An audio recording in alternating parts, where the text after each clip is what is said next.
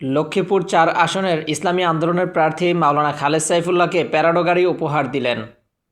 লক্ষ্মীপুর ৪ রামগতি কমলনগর আসনে ইসলামী আন্দোলন বাংলাদেশ মনোনীত প্রার্থী মাওলানা খালেদ সাইফুল্লাহকে এক ভক্ত একটি প্যারাডো ব্র্যান্ডের গাড়ি উপহার দিয়েছেন। নির্বাচনী কাজে ব্যবহারের জন্য গাড়িটি 15 ডিসেম্বর রাতে ঢাকা থেকে কমলনগরের তার বাড়িতে পৌঁছে দেওয়া হয়। ভক্ত পরিচয় প্রকাশে অনিচ্ছা জানিয়েছেন। ৭৫ বছর বয়সী এই প্রবীণ আলেম বর্তমানে কমলনগর উপজেলা চেয়ারম্যান এবং ইসলামী আন্দোলন বাংলাদেশের কেন্দ্রীয় উপদেষ্টা পরিষদের সদস্য। তিনি পীর সাহেব কমলনগর নামেও পরিচিত। মাওলানা খালেদ সাইফুল্লাহ বলেন, রাজনীতিকে তিনি ইবাদত মনে করেন এবং জনসেবাকেই আল্লাহর সন্তুষ্টি অর্জনের উত্তম পন্থা মনে করেন।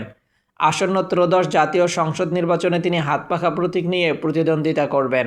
স্থানীয়দের মতে তিনি কখনও কারো কাছে অর্থ চান না, মানুষ স্বেচ্ছায় তার নির্বাচনী কাজে সহযোগিতা করছে। মাহাদি Hasan, desk report, Azima TV. একটি টাকাও হারাম আমি খাবো না। কেউ যেন আমার কাছ থেকে একটি টাকা ঘুষ দাবি না করে।